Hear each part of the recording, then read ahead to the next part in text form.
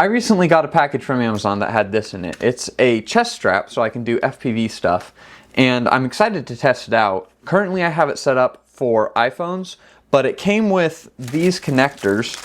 So there's actually an option to do quarter 20, you know, like a camera, which is weird. But it also has this, which is for one of the like Insta360 cameras maybe. I don't have one, so I can't really use it. Again, the way I have it set up right now is for my iPhone to just go in the little holder and then it'll get strapped to my chest. It's backwards right now. But I'm gonna go now and take some clips with my iPhone and cut them in right here. Okay, so now I'm outside in my yard where I've got my Christmas tree right here that I am getting ready to get rid of. I'm not going to burn it in this video or anything, unfortunately, because I really like fire. But right now I'm in the 1X lens, which this isn't anything to do with the strap necessarily, but it's just not wide enough. So I'm going to switch now to the 0.5 times, and you can see I can see so much more, even if it's at somewhat of a video quality loss. But this is now what we can see. So if I were to, you know, do something at the car or whatever, if I'm gonna hop in real quick, and you can see that there's plenty of visibility. And this is, again, more of an iPhone thing as far as how much I can see. But one thing I am noticing right now is how jiggly it is. And that would be the case whether I'm using this chest strap or handheld. And it might even be worse if I were to hold it in my hands. But I have a trick up my sleeve for that because I have the iPhone 14 Pro. Anything newer than that also has the same trick up its sleeve. The trick is to use the built-in action mode, and that'll really help stabilize things. I actually have one more thing that I want to do really quick, and that is to kind of take a run, and that'll really test out how jiggly this chest strap is and how much more it is than, say, if I were to hold it or if it was in some sort of more secure chest mount, because this is entirely elastic. Now it's tight because the straps are very small, and on a bigger guy it would be even worse, but I'm kind of a skinny dude, so it doesn't matter as much. Let's get to the run though.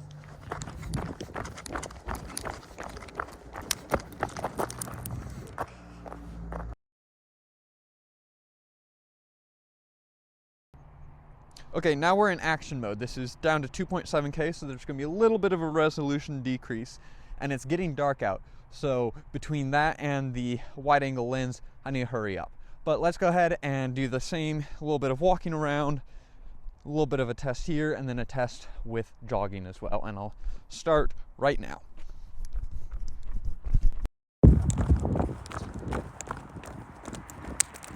So I just got done with the video right here on the iPhone strapped to my chest.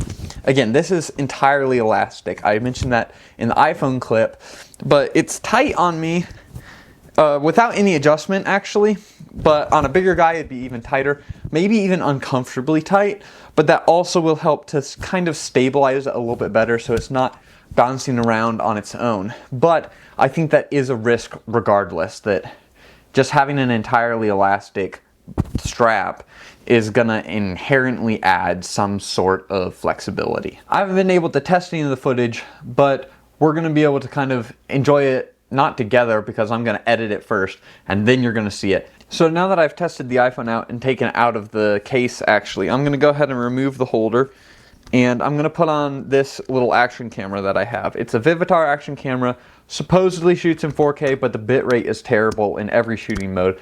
I'm not gonna add any test footage because again, it's getting dark outside and I actually want to get this video done at some point. But we've got it going in here and clipping on. This is the same thing that GoPro would do.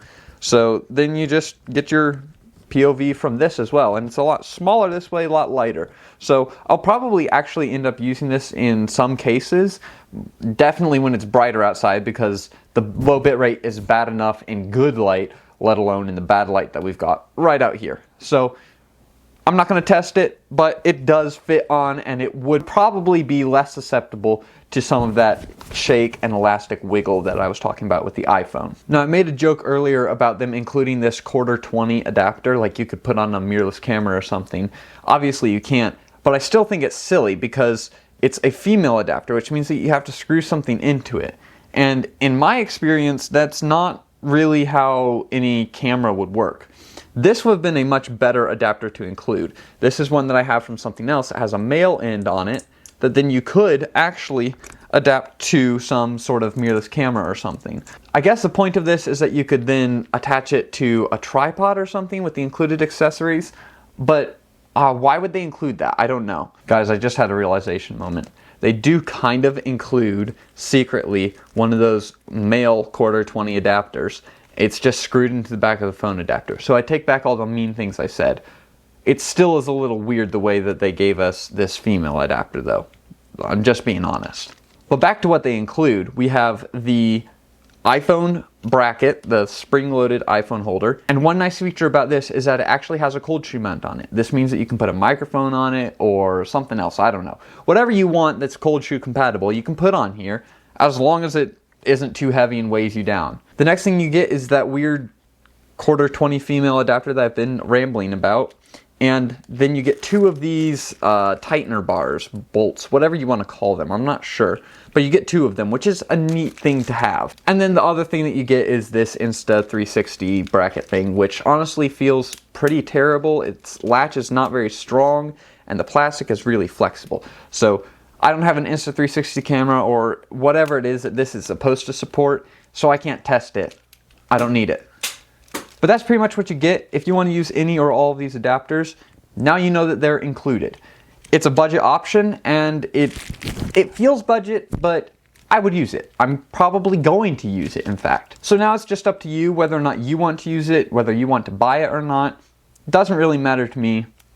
My goal here was just to let you know what it is, how I feel about it, and how it performs, I guess.